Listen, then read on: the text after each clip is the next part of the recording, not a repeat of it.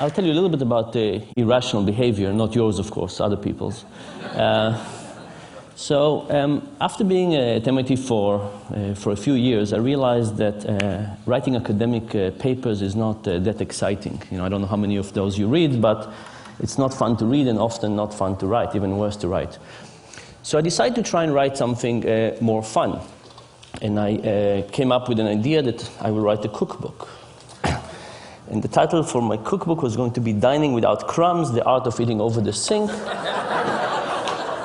And it was going to be a look at life through the kitchen. And I was quite excited about this. I was going to talk about a little bit about research, a little bit about the kitchen. We do so much in the kitchen, I thought this would be interesting. And I wrote a couple of chapters and I took it to MIT Press and they said, cute but not for us. Go and find somebody else. I tried other people and everybody said the same thing, cute, not for us. Until somebody said, look, if you're serious about this, you first have to write a book about your research. You have to publish something, and then you'll get the opportunity to write something else. If you really want to do it, you have to do it. So I said, I really don't want to write about my research. I do this all day long. I want to write something else, something a bit more free, less constrained. And this person was very forceful and said, look, that's the only way you'll ever do it. So I said, okay, if I have to do it, I had a sabbatical. I said, I'll write about my research if there's no other way, and then I'll get to do my cookbook. So I wrote a book on my research, and it turns out to be quite fun in two ways. First of all, I enjoyed writing, but the more interesting thing was that I started learning from people. It's a fantastic time to write because there's so much feedback you can get from people. People write me about their personal experience and about their examples and what they disagree and nuances. And even being here, the last few days, I've known really heights of obsessive behavior I never thought about, which I think is just fascinating. I want to tell you a little bit about irrational behavior, and I want to start by giving you some examples of visual illusion as a metaphor for rationality. So think about these two tables, and you must have seen this illusion. If I ask you what's longer, the vertical line on the table on the left or the horizontal line on the table on the right, which one seems longer? Can anybody see anything but the left one being longer? No, right? It's impossible. But the nice thing about visual illusion is we can easily demonstrate mistakes. So I can put some lines on, doesn't help. I can animate the lines, and to the extent you believe me, I didn't shrink the lines, which I didn't. I've proven to you that your eyes were deceiving you. Now, the interesting thing about this is when I take the lines away, it's as if you haven't learned anything in the last minute. You can't look at this and say, okay, now I see reality as it is, right? It's impossible to overcome this sense that this is indeed longer. Our intuition is really fooling us in a repeatable, predictable, consistent way. There's almost nothing we can do about it aside from taking a ruler and starting to measure it. Here's another one. This is one of my favorite illusions. What do you see the color that the top arrow is pointing to? The brown, thank you. The bottom one? Yellow. Turns out they're identical. Can anybody see them as identical? Very, very hard. I can cover the rest of the cube up, and if I cover the rest of the cube, you can see that they're identical. And if you don't believe me, you can get the slide later and do some arts and crafts and see that they're identical. But again, it's the same story, that if we take the background away, the illusion comes back, right? There's no way for us not to see this illusion. I guess maybe if you're colorblind, I don't think you can see that. I want you to think about illusion as a metaphor. Vision is one of the best things we do. We have a huge part of our brain dedicated to vision, bigger than dedicated to anything else. We do more vision, more hours of the day than we do anything else. And we're evolutionarily designed to do vision. And if we have these predictable, repeatable mistakes in vision, in which we're so good at, what's the chance that we don't make even more mistakes in something we're not as good at? For example, financial decision making. Something we don't have an evolutionary reason to do, we don't have a specialized part of the brain, and we don't do that many hours of the day. And the argument is that on those cases, it might be the issue that we actually make many more mistakes. And worse, not have an easy way to see them. Because in visual illusions, we could easily demonstrate the mistakes. In cognitive illusion, it's much, much harder to demonstrate to people the mistakes. So I want to show you some cognitive illusion, or decision-making illusion in the same way. This is one of my favorite plots in social sciences. It's from a paper by Johnson and Goldstein. And it basically shows the percentage of people who indicate that they would be interested in giving their organs to donation. And these are different countries in Europe, and you basically see two types of countries. Countries on the right that seems to be giving a lot, and countries on the left that seems to be giving very little or much less. The question is why? Why do some countries give a lot and some countries give a little? When you ask people this question, they usually think that it has to be something about culture, right? How much do you care about people? Giving your organs to somebody else is probably about how much you care about society, how linked you are. Or maybe it is about religion. But if you look at this plot, you could see that countries that we think about as very similar actually exhibit very different behavior. For example, Sweden is all the way on the right, and Denmark, that we think is culturally very similar, is all the way on the left. Germany is on the left, and Austria is on the right. The Netherlands is on the left, and Belgium is on the right. And finally, depending on your particular version of European similarity, you can think about the UK and France as either similar culturally or not. But it turns out that from organ donation, they're very different. By the way, the Netherlands is an interesting story. You see, the Netherlands is kind of the biggest of the small group. Turns out that they got to 28% after mailing every household in the country a letter begging people to join this organ donation program. Right, so you know the expression, begging only gets you so far? It's 28% in organ donation. But whatever the countries on the right are doing, they're doing a much better job than begging. So what are they doing? Turns out the secret has to do with the form at the DMV. And here's the story. The countries on the left have a form at the DMV that looks something like this. Check the box below if you want to participate in the organ donor program. And what happens? People don't check and they don't join. The countries on the right, the ones that give a lot, have a slightly different form. It says, check the box below if you don't want to participate. Interestingly enough, when people get this, they again don't check, but now they join the program. Now, think about what this means. You know, we wake up in the morning and we feel we make decisions. We wake up in the morning and we open the closet and we feel that we decide what to wear, and we open the refrigerator and we feel that we decide what to eat. And what this is actually saying that much of these decisions are not residing within us. They're residing by the person who's designing that form. When you walk into the DMV, the person who designed the form will have a huge influence on what you'll end up doing. Now, it's also very hard to intuit these results. Think about it for yourself. How many of you believe that if you went to renew your license tomorrow and you went to the DMV and you would encounter one of these forms, that would actually change your own behavior? Very, very hard to think that it will influence us, right? We can say, oh, these funny Europeans, of course it would influence them. But when it comes to us, we have such a feeling that we're at the driver's seat. We have such a feeling that we're in control and we are making the decision that it's very hard to even accept the idea that we actually have an illusion of making a decision rather than actual decision.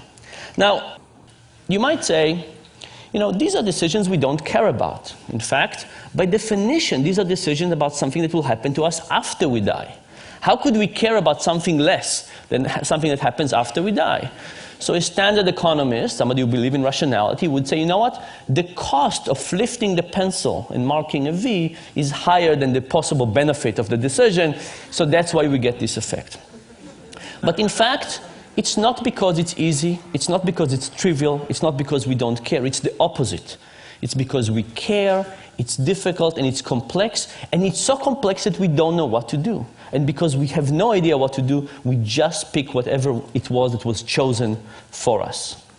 I'll give you one more example for this. This is from a paper by Redelmeier and Shafir. And they said, you know, would this effect also happens to experts? People who are well paid, experts in their decisions, do it a lot. And they basically took a group of physicians. And they presented to them a case study of a patient. And they said, here's a patient, he's a 67-year-old farmer, he's been suffering from a right hip pain for a while. And then they said to the physician, yes, you decided a few weeks ago that nothing is working for this patient. All these medications, nothing seems to be working, so you refer the patient to hip replacement therapy, hip replacement, okay? So the patient is on a path to have his hip replaced. And then they said, half the physician, they said, yesterday, you reviewed the patient's case and you realized that you forgot to try one medication. You did not try ibuprofen.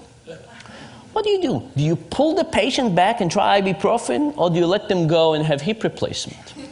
Well, the good news is that most physicians in this case decided to pull the patient and try ibuprofen. Very good for the physicians. The other group of the physicians, they said, yesterday when you reviewed the case, you discovered there were two medications you didn't try out yet, ibuprofen and piroxicam. They said, your two medications didn't try out yet, what do? You let them go, or you pull them back. And if you pull them back, do you try ibuprofen or piroxicam? Which one? Now, think of it. This decision makes it as easy to let the patient continue with hip replacement, but pulling them back all of a sudden becomes more complex. There's one more decision. What happens now? Majority of the physicians now choose to let the patient go to hip replacement. I hope this worries you, by the way, when you go to see your physician. The thing is that no physician would ever say, piroxicam, ibuprofen, hip replacement, let's go for hip replacement. But the moment you set this as the default, it has a huge power on whatever people end up doing. I'll give you a couple of more examples of irrational decision making. Imagine I give you a choice. Do you want to go for a weekend to Rome, all expenses paid, hotel, transportation, food, breakfast, a continental breakfast, everything, or a weekend in Paris? Now, weekend in Paris, weekend in Rome, these are different things. They have different food, different culture, different art. Now, imagine I added a choice to the set that nobody wanted. Imagine I said a weekend in Rome, a weekend in Paris, or having your car stolen. Now, it's a funny idea, because why would having your car stolen in this set influence anything? But what if the option to have your car stolen was not exactly like this? What if it was a trip to Rome, all expenses paid, transportation, breakfast, but doesn't include coffee in the morning? If you want coffee, you have to pay for it yourself. It's €2.50. Now, in some ways, given that you can have Rome with coffee, why would you possibly want Rome without coffee? It's like having your car stolen. It's an inferior option. But guess what happened? The moment you add Rome without coffee, Rome with coffee become more popular, and people choose it. The fact that you have Rome without coffee makes Rome with coffee look superior, and not just to Rome without coffee, even superior to Paris. Here are two examples of this principle. This was an ad from The Economist a few years ago that gave us three choices. An online subscription for $59, a print subscription for $125, or you could get both for $125. Now, I looked at this and I called up The Economist and I tried to figure out what were they thinking. And they passed me from one person to another, until eventually I got to a person who was in charge of the website, and I called them up and they went to check what was going on, and the next thing I know, the ad is gone and no explanation. So I decided to do the experiment that I would have loved The Economist to do with me. I took this and I gave it to 100 MIT students. I said, what would you choose? And these are the market share. Most people wanted the combo deal. Thankfully, nobody wanted the dominated options. It means our students can read. But now, if you have an option that nobody wants, you would take it off, right? So I printed another version of this when I eliminated the middle option, and I gave it to another 100 students. Here's what happens. Now the most popular option became the least popular, and the least popular became the most popular. What was happening is that option that was useless in the middle was useless in the sense that nobody wanted it. But it wasn't useless in the sense that it helped people figure out what they wanted. In fact, relative to the option in the middle, which was get only the print for $125, the print and web for $125 looked like a fantastic deal. And as a consequence, people chose it. The general idea here, by the way, is that we actually don't know our preferences that well. And because we don't know our preferences that well, we're susceptible to all of these influences from the external forces, the defaults, the particular options that are presented to us, and so on. One more example of this. People believe that when we deal with physical attraction, we see somebody and we know immediately whether we like them or not, attracted or not. This is why we have these 4-minute dates. So I decided to do this experiment with people. I'll show you graphic images of people, not real people. The experiment was with people. I showed some people a picture of Tom and a picture of Jerry, and I said, who do you want to date, Tom or Jerry? But for half the people, I added an ugly version of Jerry. I took Photoshop and I made Jerry slightly less attractive. The other people, I added an ugly version of Tom. And the question was, will ugly Jerry and ugly Tom help the respective more attractive brothers? And the answer was absolutely yes. When ugly Jerry was around, Jerry was popular. When ugly Tom was around, Tom was popular. This, of course, has two very clear implications for life in general. If you ever go bar hopping, who do you want to take with you?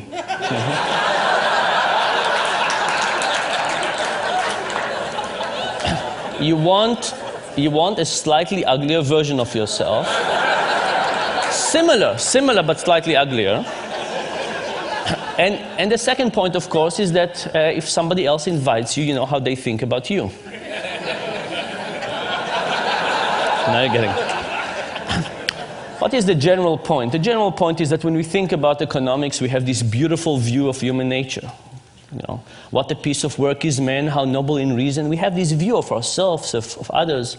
The behavioral economics perspective is slightly less generous to people. In fact, in medical terms, that's our view. But there is a silver lining. And the silver lining is, I think, kind of the reason that behavioral economics is interesting and exciting. You know, are we Superman or are we Homer Simpson? When it comes to building the physical world, we kind of understand our limitations. We build steps and we build these things that not everybody can use, obviously, but we build them. We understand our limitations and we build around it. But for some reason, when it comes to the mental world, when we design things like healthcare and retirement and stock markets, we somehow forget the idea that we're limited. And I think if we understood our cognitive limitations in the same way that we understand our physical limitation, even if they don't stare us in the face in the same way, we could design a better world. And that, I think, is the hope of this thing. Thank you very much.